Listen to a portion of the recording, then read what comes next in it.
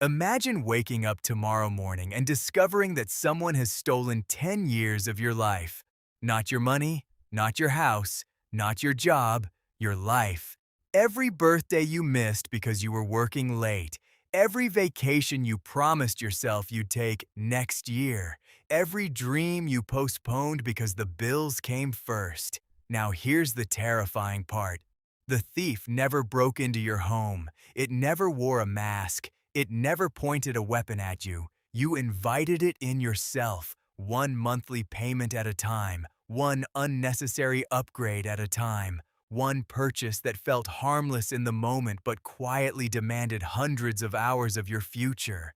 Most people believe money buys freedom. But what if I told you that for millions of people, money is doing the exact opposite? It's quietly stealing the one thing they can never earn back: time. When you're 22, buying a new phone feels like spending $1,000. It isn't. It's spending nearly 40 hours of your life. The price tag in the store tells you what the phone costs. It never tells you what your time costs. 40 mornings, 40 commutes, 40 lunches eaten at your desk, 40 evenings arriving home too exhausted to enjoy the life you were supposedly working to build. We were taught to measure money in dollars. Almost nobody teaches us to measure it in hours. And once you begin seeing every purchase as a piece of your life, you can never unsee it. Every morning, millions of people wake up believing they're selling their skills. But that's not what they're selling. They're selling hours they'll never get back. Somewhere, an invisible auction begins every Monday morning. Companies bid for your attention. Advertisers bid for your desires. Subscription services bid for your paycheck before you even receive it. By Friday evening, most people have traded another week of their lives and have almost nothing left to show for it except another cycle waiting to begin on Monday morning. Then you notice something strange. The wealthiest people you know don't seem obsessed with money. They're obsessed with time. They happily spend thousands of dollars to save a few hours, while everyone else sacrifices thousands of hours trying to save a few dollars. At first, it seems backwards. Then you realize something that changes everything. Money can be earned again. Time can't. The truly wealthy aren't protecting their bank accounts. They're protecting their calendars. So before you buy your next coffee, before you finance your next car, before you upgrade to something newer simply because everyone else did, ask yourself one question. How many hours of my life am I really paying for this? Not because buying things is wrong, but because every purchase asks for something much more valuable than money. It asks for a piece of your future, and once you understand that, you'll stop chasing things that impress strangers and start protecting the only currency that truly matters, the limited number of days you'll ever get to live. The idea refuses to leave your mind. The next morning, while buying your usual coffee, you don't see a $5 cup anymore. You see 20 minutes of your life. When you reach for a new pair of shoes online, you don't see the discount. You see another full day at work. For the first time, money stops looking like paper and starts looking like time wearing a different costume. It's uncomfortable, almost painful. But sometimes the most uncomfortable truths are the ones that finally wake us up. The world around you hasn't changed at all. The only thing that's changed is the way you're looking at it. From childhood, we're told to work hard so we can earn more money. But almost nobody asks the question hiding underneath that advice. What if earning more simply convinces you to spend more? A bigger paycheck often creates bigger expectations. A larger house, a newer car, better clothes, fancier vacations. Suddenly, the promotion you celebrated becomes another reason you can't slow down. The ladder keeps getting taller, but the view never feels different. That's because the goal was never money. The goal was freedom. Somewhere along the way, we confused the two. One weekend, you read an interview with a billionaire who says something that sounds completely backwards. He says the most valuable thing he owns isn't his companies, his investments, or even his money. It's his schedule. At first, the sentence feels impossible to understand. Then, it clicks. Money can replace almost everything except yesterday. Every hour that passes disappears forever. That's why truly wealthy people spend decades building systems that earn money without demanding every minute of their lives. They're not chasing dollars anymore. They're buying back time. That night, you try something you've never done before. You open your calendar instead of your banking app. You count how many birthdays you missed because of work, how many weekends disappeared into overtime, how many evenings ended with you too exhausted to enjoy the people waiting at home. Suddenly, the cost of your lifestyle becomes painfully clear. It wasn't measured in dollars, it was measured in moments. And moments, unlike money, never compound once they're gone. They simply disappear into memory. Before going to bed, you write a single sentence in your notebook. From today forward, I will spend my time before I spend my money. It seems like such a small promise that nobody else would notice. But history has never been changed by giant moments alone. It has been changed by ordinary decisions repeated long enough to become extraordinary. You close the notebook, turn off the light, and fall asleep. Tomorrow morning, the world will look exactly the same, but you won't. Because once you understand that your life is your most valuable currency, every decision begins to carry a different weight. The following Friday, your paycheck arrives just like it always has. But this time, something is different. Instead of asking yourself what you can buy, you ask what your future can become. Before you pay for entertainment, before another online order, before the world convinces you that happiness is one more purchase away, you move a small amount into an investment account. It isn't enough to impress anyone. In fact, most people would call it insignificant. But they're looking at the number, you're looking at the direction. Because wealth is rarely built by dramatic decisions. It's built by ordinary decisions that refuse to stop repeating themselves. Weeks pass, then months. Nothing exciting happens. Nobody congratulates you. Nobody notices the money quietly growing in the background.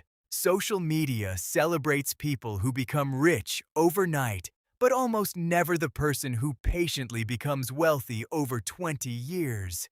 That's because slow progress isn't entertaining. It doesn't go viral. But the most powerful forces in life are almost always invisible while they're happening. A tree doesn't look different every day, yet one day it blocks the sun. Wealth grows the same way. At work, nothing has changed. Everyone is still chasing promotions. Everyone is still comparing cars, houses, and vacations. Every conversation sounds exactly the same. Bigger salaries, bigger homes, bigger lifestyles. But now you notice something you couldn't see before. The faster people run, the less time they seem to have. They earn more every year, yet somehow life feels more rushed than ever. It's almost as if they've mistaken speed for progress, and for the first time, you decide you no longer want to win that race. One evening, you visit your grandfather. He doesn't ask how much money you're making. He doesn't ask whether you received another promotion. Instead, he asks a question you've never heard before. Do your days belong to you yet? The room falls silent. Suddenly, every financial goal you've been chasing feels incomplete. Maybe success isn't measured by the size of your paycheck. Maybe it's measured by how many Mondays you wake up excited instead of exhausted. His question stays with you long after the conversation ends. Some questions don't give you answers. They change the way you live. That night, You stand outside beneath a sky full of stars. You think about the years behind you and the decades still waiting ahead. For the first time, you stop asking how to become rich. Instead, you ask how to become free. It's a small change in wording, but a massive change in direction. Because rich people can still feel trapped, but people who own their time have already discovered something money alone can never buy. And from that moment on, every financial decision you make has only one purpose: to buy back another piece of your life. 3 years pass. One quiet Tuesday morning, your phone vibrates while you're making coffee. It's an email from your company. Mandatory meeting, 10 o'clock, no explanation. By lunchtime, hundreds of employees are walking out of the building carrying cardboard boxes filled with everything that once made the office feel familiar. Some are angry, some are crying, some are completely silent. You stand there watching it all unfold, realizing how quickly a career can change. For years, people believed their paycheck was their security. But security was never the paycheck. It was what they did with it after it arrived. The people who spent every dollar immediately lost both their income and their peace. The people who quietly prepared years earlier lost only their job. There is a difference, and that difference changes everything. That evening, you sit quietly at your kitchen table and open your investment account. You don't smile because the balance is enormous. You smile because it exists. Every small investment you made over the past few years has become something far more valuable than money. It has become time. Time to search for the right opportunity instead of accepting the first one out of fear. Time to think clearly while everyone else is forced to react emotionally. That's when you understand the true purpose of investing. It isn't about becoming rich overnight. It's about making sure desperation never gets to make your biggest decisions. A month later, another company calls with a job offer. The salary is impressive, the office is beautiful, the benefits are generous. A few years ago, you would have accepted immediately without asking another question. But today, you ask something completely different. How many hours will I spend commuting? Will I have dinner with my family? Will this job give me a bigger paycheck or a better life? The recruiter pauses. Most applicants never ask questions like these. That's because most people are still negotiating for money. You're negotiating for time. Years ago, you believed wealth meant driving the nicest car on the street. Today, wealth means taking a walk on a Wednesday afternoon because you can. It means reading a book without checking work emails every 5 minutes. It means having enough margin in your life that an unexpected problem doesn't become a personal disaster. The funny thing about real wealth is that most of it doesn't photograph well. It isn't designed to impress strangers online.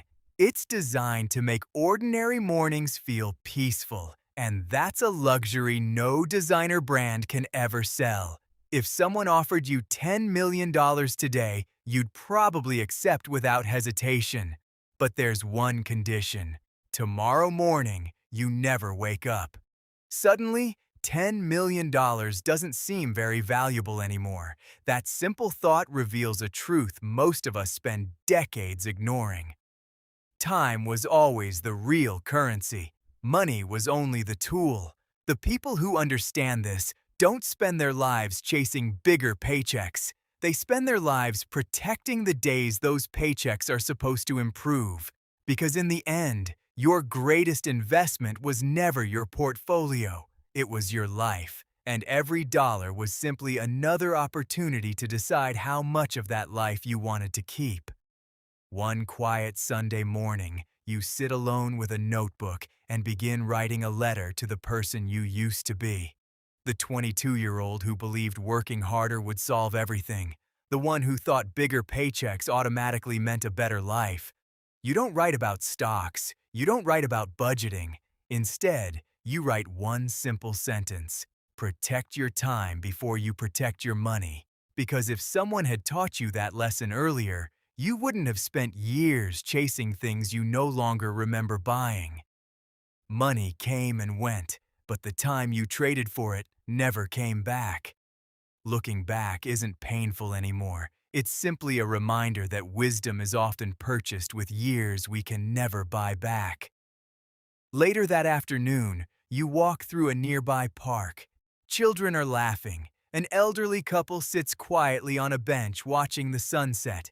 A father teaches his daughter how to ride a bicycle. Years ago, you would have rushed past moments like these because there was always another email to answer, another meeting to attend, another overtime shift to accept.